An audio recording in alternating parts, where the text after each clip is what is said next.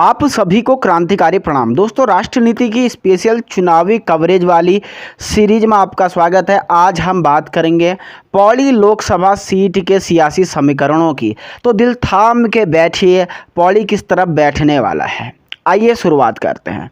सबसे पहले बात करते हैं बीजेपी के कैंडिडेट अनिल बलूनी जी की, उनके मेरिट्स और डिमेरिट्स की हम बात करेंगे। अगर अनिल बलूनी की बात की जाए तो सबसे कठिन सीट मानी जा रही पौड़ी सीट पर भारतीय जनता पार्टी ने उनको उम्मीदवार बनाया है। इसके पीछे की रणनीति बीजेपी के सूत्र बताते हैं कि लगातार गढ़वाल के क्षेत्र में एक ऐसे व्यक्ति जिन्होंने कई बड़ी बड़ी राशियां गढ़वाल के विकास के लिए दी हैं, दूर वेधशाला हो या कई अन्य प्रोजेक्ट पे अनिल बलूनी ने बड़ी बड़ी राशियां दे करके और एक साफ स्वच्छ छवि के नेता लाने की कोशिश की गई है। क्योंकि पौड़ी की सीट में भारतीय जनता पार्टी भी जानती है कि अंकिता भंडारी के मुद्दे ने कहीं वहाँ के राजनीतिक समीकरण हिला के रखे हैं और इसीलिए अनिल बलूनी को राज्यसभा न भेज करके उनकी जगह पर महेंद्र भट्ट को राज्यसभा भेजा गया और कोशिश की गई कि अनिल बलूनी को यहाँ पे लाया जाए। जबकि पहले सूत्र बता रहे थे कि महेंद्र भट्ट को यहाँ से चुनाव लड़ाया जा सकता था, लेकिन केंद्रीय नेतृत्व को सूत्र बताते हैं कि ये लगा कि अनिल बलूनी विल बी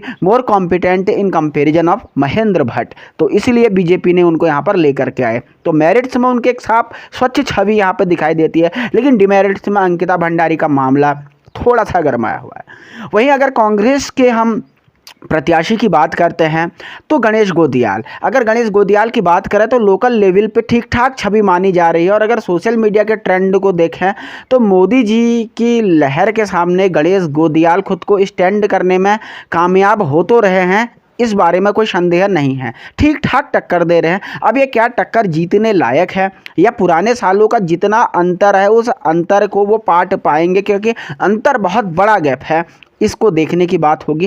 कांग्रेस के कद्दावर नेता माने जा रहे हैं, लेकिन आजकल कई जो इनकम टैक्स वाले केसेस के नोटिस मिले हैं उस पर वो भड़के भी हुए हैं। अब ये देखना होगा कि लोकसभा के चुनाव में क्या गणेश गोदियाल वास्तव में ये बात देख पाते हैं, क्योंकि कहीं ना कहीं ये चुनाव अनिल बलूनी को कड़े टक्कर देने का चुनाव तो है। और तीसरी जो पौड़ी सीट की सबसे बड़ी हलचल है, आशुतोष नेगी। अंकिता भंडारी केस में लगातार आवाज़ उठाने वाले पत्रकार से जुम्मा जुम्मा राजनीति में गए उत्तराखंड क्रांति दल के प्रत्याशी आशुतोष नेगी को भी जो है एक दावेदार के रूप में माना जा रहा है।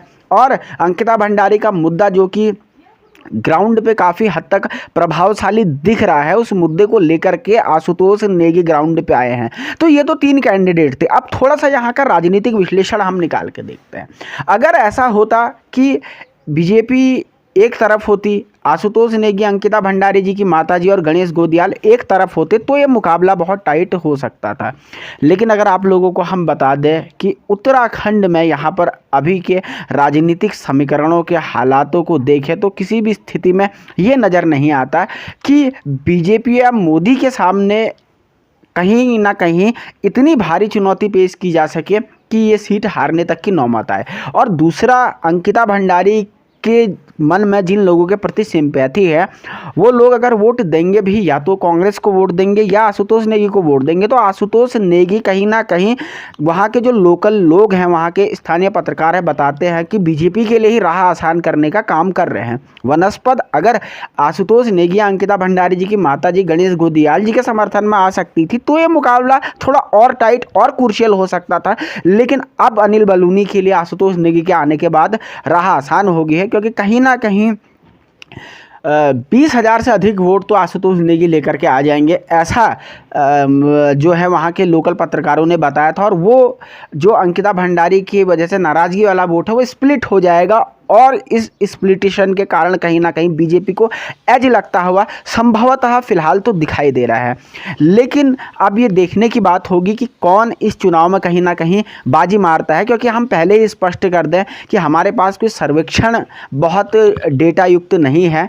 स्थानीय पत्रकारों की वार्तालाप और उन्हीं के आधार पर जो है हमें विश्लेषण बताने की कोशिश कर रहे हैं लगातार। तो अभी जो वर्तमान स्थिति दिखाई दे रही है, मेरे हिसाब से अनिल बलूनी जीते हारें जो भी हो, लेकिन उनको एक एज यहाँ पर मिलता हुआ निश्चित तौर पर दिखाई दे रहा है। क्योंकि अंकिता भंडारी के मुद्दे से जो स्प्लिट है वो मैं कह सकता हूँ कि वोटों में हुआ है। हाँ, अगर ये लोग एक साथ आ जाते हैं तो मुकाबला क्रुशियल हो सकता है। आप लोगों की पौड़ी सीट के बारे में क्या राय है, जरूर टिप्पणी करें, वीडियो शेयर करें और देखते रहें राष्ट्रनीति उत्तराखंड।